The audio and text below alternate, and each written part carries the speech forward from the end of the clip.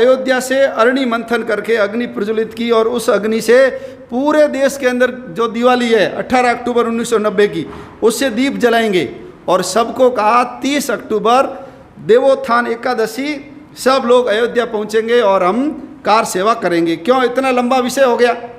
Court सुन नहीं रहा है, राजनेता इसके ऊपर ध्यान ही नहीं दे रहे हैं, संसद उसका निर्णय नहीं कर रही है, तो जनता उसका निर्णय करेगी। इसलिए सबको कहा कहाँ पहुँचना, 30 अक्टूबर को सब लोग अयोध्या पहुँचेंगे और हम जबरदस्ती मंदिर बनाने का काम करेंगे। मुलायम सिंह ने सारे षड्यंत्र किए रोकने के, सारी धर्मशालाओं को, कोई कृषि मंडियों को, सबको जेल में बदल दिया। जो गए सब लोगों को पकड़ लिया, तारबंदी कर दी, बाड़ेबंदी कर दी, रोडों पे ग्रीस लगा दिया, बैरिकेड्स लगा दिया। लेकिन फिर भी 50 लाख कार सेवक घरों से निकले हैं और 45 लाख लोग पकड़े गए। 5 लाख लोग छुपते छुपाते ठेठ अयोध्या के आजू बाजू के गांव में और अयोध्या के घरों में छुप गए। एक दिन पहले दुनिया भर के पत्रकारों ने दिखाया कि देखो एक भी कार सेवक दिख नहीं रहा है। और मुलायम सिंह ने तो दंभ भरा था कि परिंदा भी पर नहीं मार सकता, ऐसी व्यवस्था कर दूंगा कि या पक्षी भी नहीं घुस सकता। तो सबके मन में चिंता थी कि यदि कार सेवा नहीं हुई तो हिंदू समाज का बहुत बुरा लगेगा। हैं, संतों ने जो तय किया है, संघ की योजना से काम चलाएं, यदि कार सेवा नहीं हुई तो पूरी दुनिया के अंदर हिंदू की इज्जत बढ़ेगी नहीं, हिंदू की इज्जत जा सकती है। इसलिए येन केन प्रकार हमको कार सेवा करनी ही है। और जब 30 अक्टूबर का दिन आया, आजू बाजू से लोग घरों से निकले। अशोक जी सिंघल भी वेश बदल करके गुप्त रूप से, पुलिस तो पकड़ने के लिए पीछे पड़ी हुई थी ना, वो पहुंच गए और कार सेवक उस विवादित ढांचे की ओर बढ़े। और अपन जानते हैं कि राम जी का काम हमेशा हनुमान जी पूरा करवाते हैं। एक साधु कहीं से आया और उसने जो पुलिस की बस थी उसके ड्राइवर को उतार करके वो खुद बैठ गया और सबको कहा चलो अंदर चढ़ जाओ, और सारे कार सेवक चढ़ गए और उसने वो बस चलाई। तो पुलिस वालों को लगा कि तो पुलिस की बस आ रही है, तो उन्होंने सारे बैरिकेड वगैरह हटा दिए और वो जो गेट होता है ना ऊंचा नीचा होने वाला, उसको भी हटा दिया। और ये बस लेकर के कहाँ पहुँच गया, उस ढांचे के पास पहुँच गया। और ये सारे कार सेवक निकले और कोई 60-70 लोग थे, उस ढांचे की ओर बढ़े। कुछ लोग ऊपर चढ़ गए, कुछ लोगों ने प्लास्टर तोड़ दिया, कुछ लोगों ने जालियाँ तोड़ करके वहाँ भगवा झंडा लगा दिया।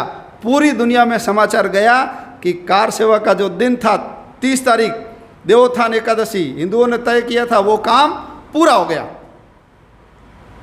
और 2 दिन के विश्राम के बाद जो 2 नवंबर को वापस कार सेवा का दिन तय किया, तो अपनी हार से तिलमिलाए हुए मुलायम सिंह ने अंधाधुंध गोलियां चलाई और उस गोलीबारी के अंदर हमारे सैकड़ों कार सेवक बलिदान हो गए।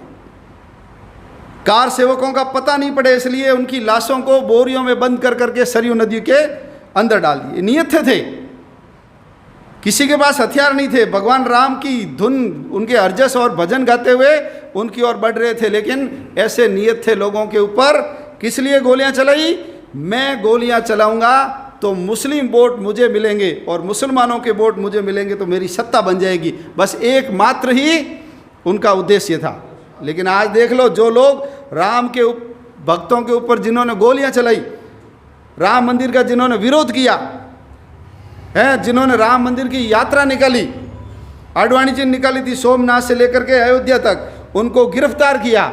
आज वो कोई जेलों के अंदर सड़ रहा है और कुछ लोगों को जनता ने नकार दिया है, वो भटक रहे हैं। जिनकी तूती बोलती थी, 400-400 सीटें आती थी, आज 40 सीटों के लिए भी वो रो रहे हैं, तरस रहे हैं। जनता ने उनको दुत्कार दिया।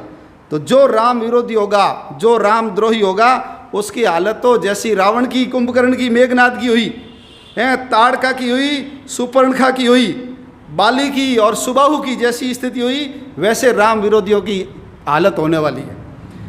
तो 2 अक्टूबर को अपने जोधपुर के सेठाराम जी बलिदान हुए। हमारे महेंद्र नाथ जी अरोड़ा प्रोफेसर थे, वो बलिदान हुए। राम कुमार, शरद कुमार 2 सगे भाई, एक भाई को गोली मारी, दूसरा बचाने गया, उसको भी गोली मार दी। ऐसे सैकड़ों कार्यकर्ता बलिदान हुए और वो लोग नींव बने। उसी का ही परिणाम है कि आज हमारे सामने भगवान राम का भव्य मंदिर बन रहा है।